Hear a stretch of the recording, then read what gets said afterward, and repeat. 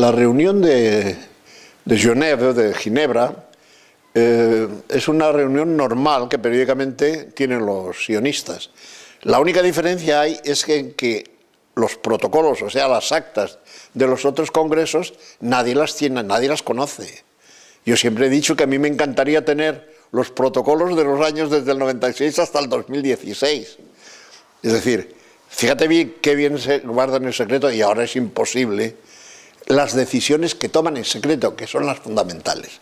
Lo que pasa que Dios, que hace milagros, creo que permitió que esto cayera en manos de cristianos para que tuviéramos un ejemplar de cómo trabajan. Porque estos son simplemente, no tienen ningún valor literario los protocolos, ninguno. Son una cosa sosa, aburrida, realmente, parecen un engorro. Lo que pasa es que el problema es lo que dicen y sobre todo lo que reflejan, que estas son las actas de lo que ahí decidían, de lo que ahí pensaban. Entonces ese es el pensamiento auténtico, que tiene una realidad. Coincide con el movimiento a lo largo de 2000 años. Maquiavelo, y bueno, hay una oposición, como diría yo, una objeción a los protocolos, diciendo que son un plagio de un libro escrito 60 años antes, o no sé qué, no sé cuánto. Y yo digo, no es que fuera plagiado, es que bebían en el mismo manantial, en el mismo, la misma source, o sea, la misma corriente de aire, ¿no?, de agua, que se transmite a lo largo de los siglos. Y eso es el secreto y lo conocen ellos. Entonces tienen unos principios que aplican. Y claro, yo me imagino cómo están estudiados los protocolos de los últimos 10 años, con toda la tecnología que hay, cómo se controla en Internet, cómo se controla en los medios audiovisuales. A mí me asusta.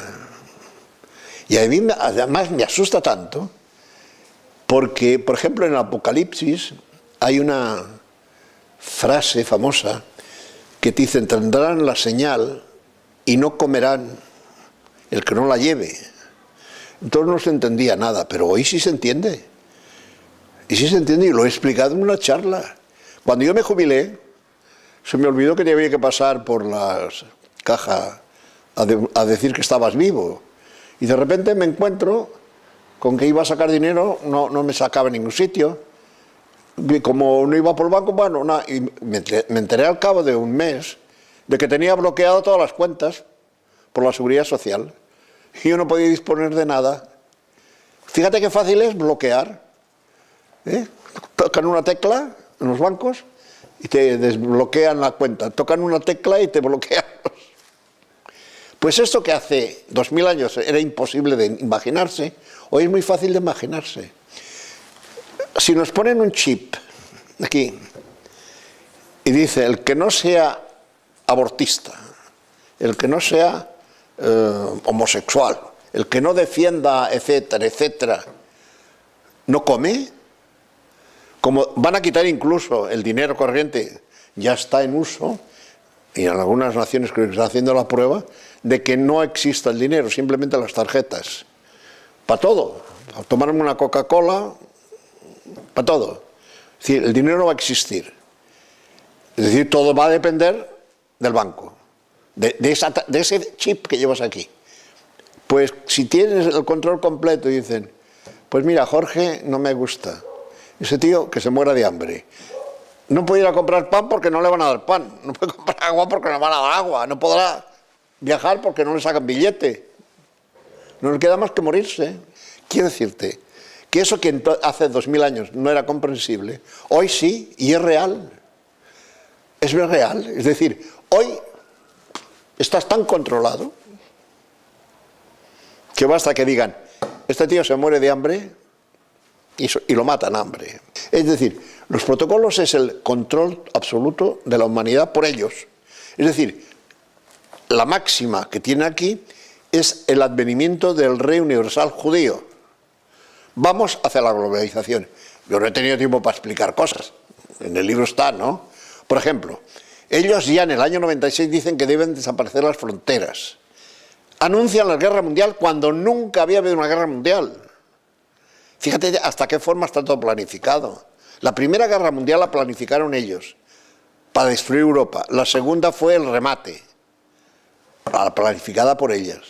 Bueno, es decir, todo tiene explicación cuando se conoce hasta qué punto en estos momentos ellos controlan todo. Sí, absolutamente convencido. El Renacimiento y todos estos movimientos surgen perfectamente organizados, ya para mí por ellos. O sea, ellos aprovechan la fuerza de la organización social para dominarla y mover. Lo que pasa es que hasta el siglo XV ellos no tenían el poder que tienen desde los 500 últimos años. Los últimos 500 años ya van cogiendo máximo poder, y cuando ya prácticamente se acercan al poder absoluto es con la guerra franco-prusiana del año 1870, que es cuando ya se hacen las grandes fortunas de los Bilderberg, de los grandes millonarios que todavía siguen siendo millonarios, porque ellos sí que no pierden el dinero, están perfectamente organizados. Realmente Descartes no era anticristiano, era católico, Kant era protestante, pero es un error filosófico, es decir, un pensador que se equivoca y piensa y trata de resolver los problemas de la filosofía. Lo que ocurre es que se equivoca de ruta, y el je pense donc je suis, yo pienso, luego existo, se convirtió luego en la base de todo lo que es el subjetivismo kantiano, etcétera, etcétera. Y dan un golpe mortal a la filosofía objetiva, la filosofía perenne. Y entonces nos convertimos a una filosofía sin base, una filosofía virtual. Y por lo tanto, todo lo que se sustenta sobre esa filosofía subjetiva no tiene base sólida. Y por eso hemos llegado a las aberraciones del siglo XX, a todos los ismos, ¿no? ¿Por qué? Eso no habría sido posible nunca con una filosofía objetiva. La filosofía francesa, de francesa no tiene nada. Ojo.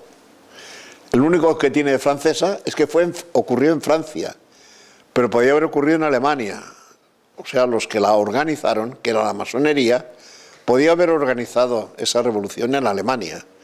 Pero se prestó muy bien Francia, porque además era un ataque directo contra la fille de l'Église, la hija primogénita de la Iglesia, ya que Clodoveo fue el primero que se convirtió al cristianismo, ¿no? Y tenía el título de fille de l'Église. Entonces, al atacar a la nación francesa, que era la primogénita de las naciones católicas, daba un golpe mortal. Se cargaron a todo el régimen antiguo, al Ancien Régime, que era basado entre la unión de la Iglesia y el Estado. O sea, el Estado defendía a la Iglesia amparaba al Estado, y por lo tanto ese régimen no les convenía a los enemigos de la Iglesia, y se dedicaron pues a los genocidios que ya conocemos todo por la historia, al cortar cabezas de la aristocracia, etcétera, etcétera. Pero ¿dónde nació la Revolución Francesa? Nació en las logias, ojo. La Revolución Francesa es la revolución masónica por excelencia, y desde que la masonería con la Revolución Francesa triunfó en Francia, empezaron los problemas de Francia. Y Francia dejó de ser Francia en el año 1789, y hoy en Europa ha sido, pues digamos, el centro desde donde el sionismo ha influido más. Y luego llegó a España con la invasión napoleónica, empezaron ya a destruir la Iglesia Católica los masones españoles, la destrucción del Imperio Español fue obra de la masonería, principalmente, etcétera, etcétera. Lo que pasa es que todas esas son ya ramificaciones del problema. Para mí, digamos, la sinagoga de Satanás, cuando la bautiza así San Juan Bautista, es porque en ese momento, cuando desaparece el pueblo judío como pueblo elegido, y San Pablo lo reconoce, y dice que ya la ley no tiene vigencia, que lo que tiene vigencia es la fe en Cristo, y que los discípulos de Abraham somos nosotros, los cristianos, no los judíos.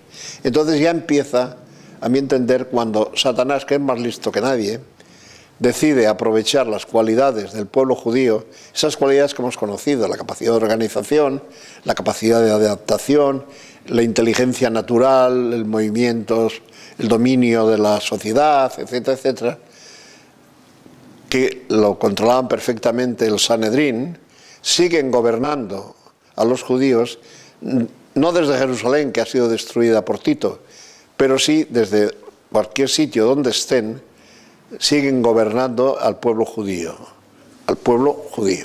Entonces, de ahí, de ese Sanedrín, que hoy le llamo yo la sinagoga de Satanás, desde ese Sanedrín se han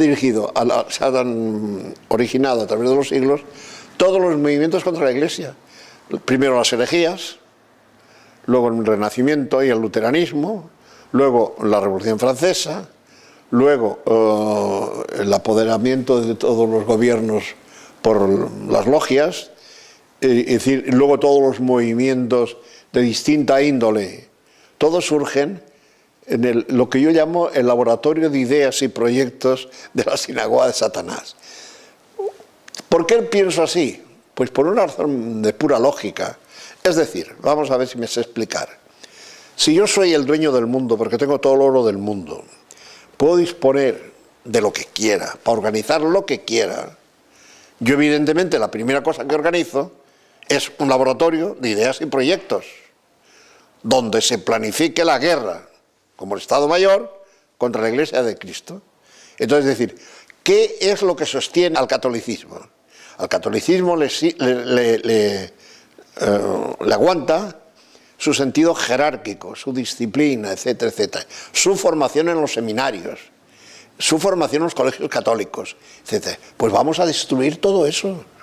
Vamos a destruir los seminarios, vamos a destruir la idea jerárquica, etcétera, etcétera. Y ahí se estudian todos. Entonces, todos esos movimientos que parecen absurdos, que surgen aquí, que no tienen pies ni cabeza, esos bailes raros, que son antinaturales, pues es un estudio psicológico de la juventud de hoy, perfectamente planificado en ese laboratorio. Pero vamos, yo estoy absolutamente seguro, porque yo lo habría hecho.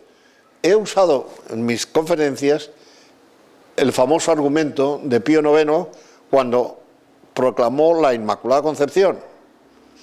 En última instancia, después de haber analizado todas las razones por las cuales la Virgen tenía que ser inmaculada, etcétera, etcétera, él lo resumió todo en una frase: Dios lo podía hacer, lo quería hacer, luego lo hizo.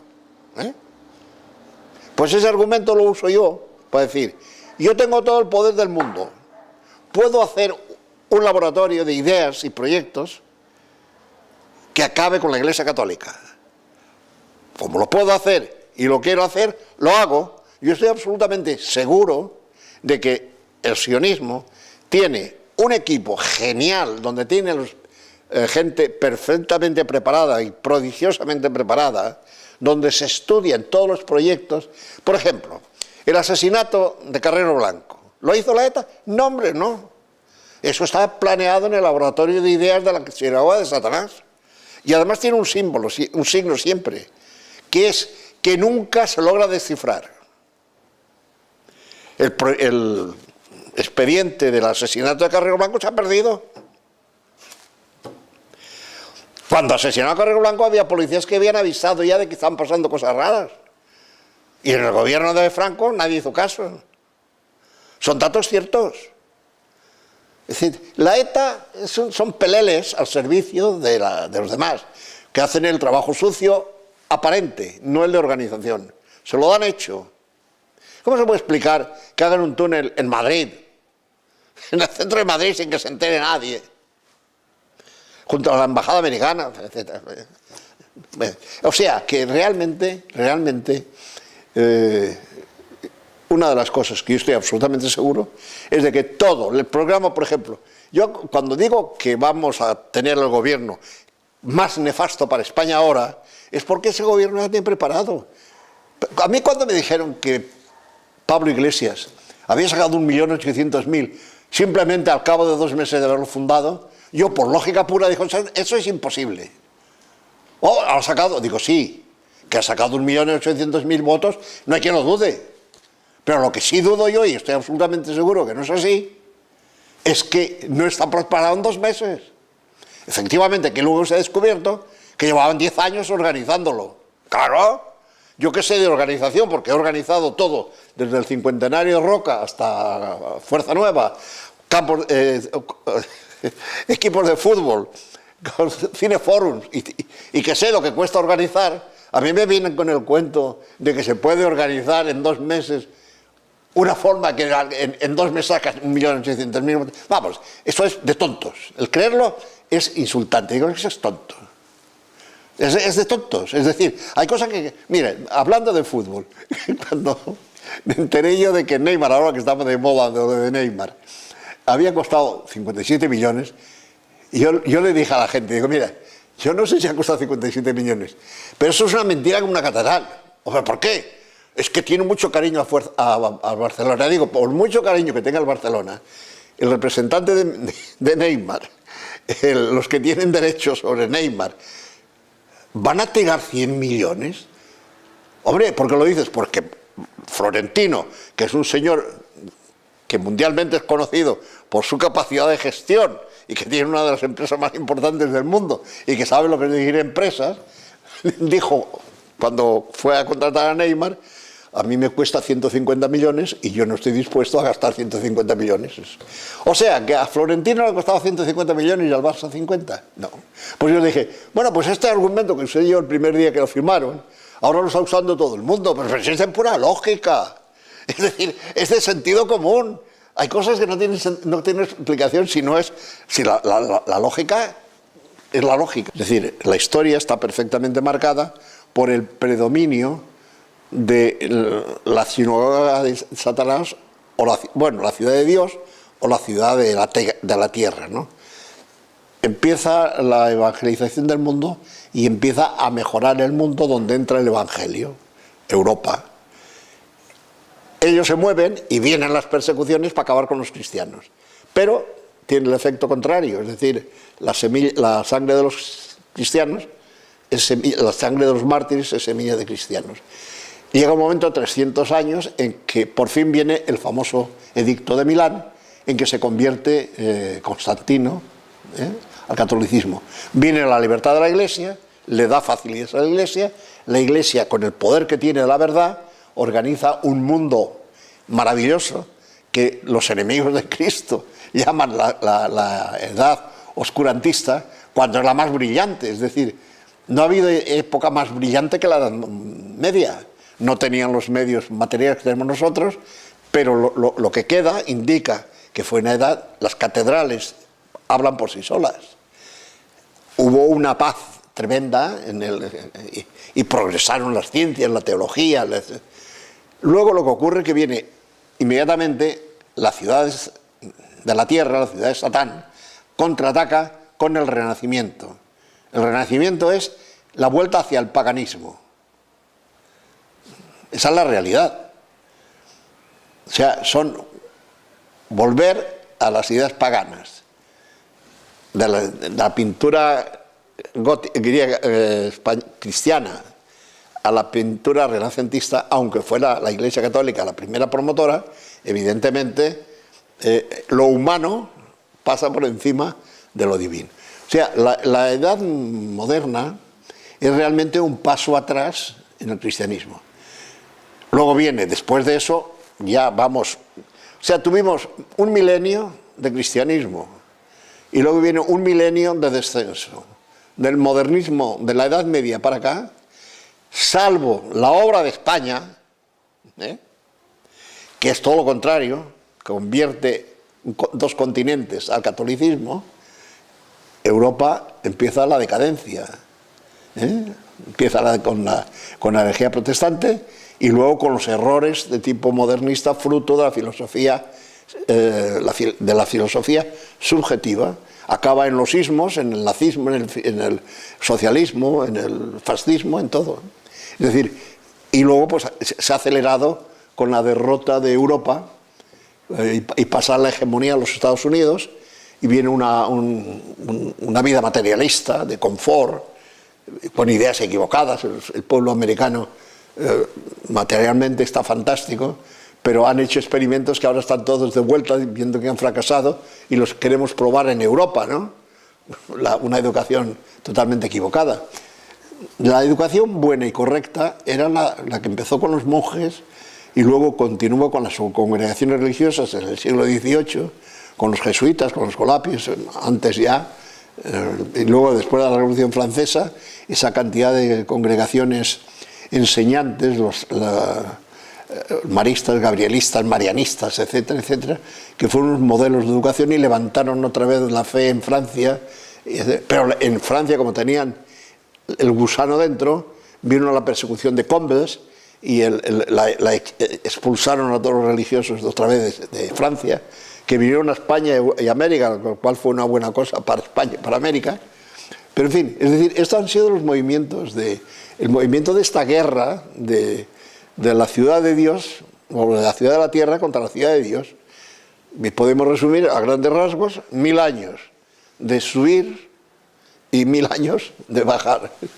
A mí me encantaría ver lo que está pasando en África, en Asia, donde el cristianismo está pasando por las catacumbas, ¿no? por los mártires del siglo I, II y III. Es decir, esa cantidad de mártires que hay en los países de África, el centro de África, iglesias con gente quemada dentro, los asesinatos, la cantidad de mártires que hay, mártires desconocidos, ¿no? Pero creo para Dios no hay héroe anónimo. Dios ve que mueren por él y por lo tanto la sangre de los mártires, esa puede ser que dé ocasión a una nueva resurrección. Yo he llegado a decir que estoy esperando el primer Papa Negro, que será la salvación de la Iglesia, porque con los papas blancos que tenemos últimamente, en que vamos al diálogo con el mundo, cuando Cristo dijo: vosotros no sois del mundo, yo no rezo por el mundo. Eso está en el Evangelio. Vosotros no sois del mundo. Y ahora todo se reduce a vamos a dialogar con el mundo, porque claro, el mundo... Pero ¿qué misión? Los sacerdotes lo que tienen que hacer es confesionario, sacramentos. En la iglesia, aquí en Gabá, lo primero que hicieron en el año 65, 66, fue cerrar los bancos, y yo me arrodillo desde entonces, llevo 40 años arrodillándome en el suelo porque no hay bancos, no hay reclinatorios, entonces me tengo que arrodillar en el suelo. Es decir, todo el mundo de pie. Y yo escribí un artículo famoso que se llama "Los pingüinos van a misa", porque yo cuando veo una misa nueva tengo la sensación de que estoy en el Polo Norte con los pingüinos, todos los pingüinos mirando así, ¿no?, al sol. Claro, la postura del hombre es de rodillas ante Dios, que somos iguales a Dios para estar siempre ahí con la nariz levantada, como los pingüinos. Yo le llamo la misa de los pingüinos. Está escrito por ahí, está repartido, algunos lo han recopiado. Es la verdad. Hoy la verdad no se atreve nadie a decirla, pero esa es la realidad. Es una pena, no hay nadie en los confesionarios. ¿Cuándo te confiesas? ¿Cómo te confiesas? ¿Con quién te confiesas? Han vaciado los seminarios, las iglesias están vacías, unos cuantos viejos que vamos a misa y nada más. O sea, el porvenir, la floración de una iglesia católica otros 1000 años, yo no la veo por ninguna parte. La primavera de la iglesia que anunció Juan XXIII está más lejos que nunca. Dios puede hacer milagros. Y lo que es cierto es que la palabra de Cristo se cumplirá, ¿no? Y el Apocalipsis lo dice bien claro: la victoria final es nuestra. Yo vivo muy tranquilo porque yo quisiera que yo no voy a tener ninguna tumba porque soy muerto de hambre, pero si yo tuviera tumba y pudiera, diría lo que decía San Pablo: he combatido el buen combate, he resistido hasta el final, he guardado la fe. Es que es lo único que nos queda, ¿no? Pero esperanza y ilusión por lo que va a hacer la Iglesia tal como la vamos viendo, donde no vas a las iglesias. Pero escuchad lo que dicen los curas en los sermones de hoy. Yo voy mucho a las misas siempre que puedo, ahora ya no, porque no tengo tiempo bueno, porque no tengo tiempo, porque ya se me hace pesado ir a Barcelona a las misas de los de Lefebvre. Pero tú oyes un sermón de un cura de Lefebvre y tiene sustancia, y tiene doctrina, y tiene evangelio. Yo iba a Francia a hacer los ejercicios espirituales de San Ignacio porque tenían sustancia. Ahora me he resignado a hacer aquí, que son unos ejercicios aguados de San Ignacio, predicados por especialistas que se han olvidado realmente del espíritu ignaciano. Es decir, para entrar en el cielo primero tienes que pasar por la muerte, por el infierno, por el resto, para que espabiles y te venga el arrepentimiento, te confieses contento y pienses en la resurrección y en el imitar a Cristo, ¿no? Pero hoy todo es amor y misericordia. Los que tienen la jerarquía tengan la mentalización de que lo que hizo Pío XI, la acción católica, organizar a los obreros, los propagandistas católicos, o sea, organizaciones católicas. Hoy no, son organizaciones ecuménicas. Yo cuando veo esas congregaciones, yo no acabo de digerirlas. La famosa San Egidio, bueno, yo me llamo Gil. Gil también es Egidio, yo me podía afirmar Egidio, ¿no? Egidio y Gil es lo mismo que Santiago y Jaime, etcétera, etcétera. Bueno, pues es la congregación de San Egidio, todos sus misterios que se dedican a dialogar con el mundo. ¿Y qué? ¿Dialogan con el mundo y qué? Se llenan las iglesias de gente que va a comulgar, pero previamente se ha confesado y ha borrado los pecados mortales. Yo he dicho más de una vez que considero que la misa del domingo, o que los domingos teníamos que cambiar el nombre, en vez de llamarle domingo, en latín viene a decir Día del Señor, le llamamos Satán Domingo, o como sea, el día de Satanás, el día de los sacrilegios. A rejuntados que comulgan, gente que se va de juerga, que van a comulgar, supongo que no tiene el pecado, los pecados no tienen ya que confesarse. Esa es la realidad. Pesimismo, claro. Realismo, más bien, yo lo que veo es así. Lee tú el Evangelio y te dice: id y predicad. O sea, enseñad, id y enseñad. La Iglesia no tiene que dialogar para buscar la verdad. No, la verdad la tiene la Iglesia entera, que además no se puede cambiar, porque la verdad Cristo la trajo entera. Desde Cristo para acá no hay nada que añadir a la verdad, ni nada que añadir a la fe. Por lo tanto, ¿para qué voy a dialogar? Yo lo que tengo, la misión y obligación es enseñar. ¿Ya está? Y la misión de la Iglesia es enseñar, no dialogar. La verdad no tiene derechos frente a el error no tiene derechos frente a la verdad. Lo único que tiene derecho es la verdad. El error no tiene derecho, ninguno, absoluto. Claro, eso está más claro que el agua. La mentira no tiene derechos. Claro, entonces eso es que hemos roto la lógica. Hoy lógica no se estudia. Yo he sido profesor de matemáticas y de lógica y de filosofía. O sea, lo que he hecho en mi vida ha sido enseñar filosofía, lógica y matemáticas. Por lo tanto, lo que me preocupa a mí es precisamente eso, que se conozca la verdad científica, la verdad religiosa, la verdad política, porque la verdad es lo único que tiene derechos. Eso que, fíjate, es impresionante que te digan: somos invencibles porque somos invisibles. ¿Pero tú sabes lo que significa eso? Es la clave de su éxito. Están perfectamente organizados y tú no sabes quién manda, en absoluto. Lo único que sabes, fíjate tú, pero vosotros no estáis en el ajo. Cuando se van de un sitio a otro, los de los círculos Bilderberg o la Benay Brief, etc., llevan tal seguridad que ni el Papa ni el presidente de los Estados Unidos tiene tal. Hace poco hubo un congreso de Bilderberg en Sitges. Pues bueno, no solamente el hotel estaba blindado, sino que los chalets que rodeaban el hotel, todos los que vivían ahí, bueno, no se podían mover sin permiso. Fíjate tú, círculos Bilderberg. Los sionistas son el grupo que en el siglo XIX querían crear el Estado de Israel, volver a juntar el Estado de Israel y tener el poder, volver a la diáspora se juntasen. Entonces se le llamó sionistas. Pero yo llamo sionistas a todos aquellos que forman ese núcleo que luchan contra Cristo. Nada más, le llamo sionistas por eso.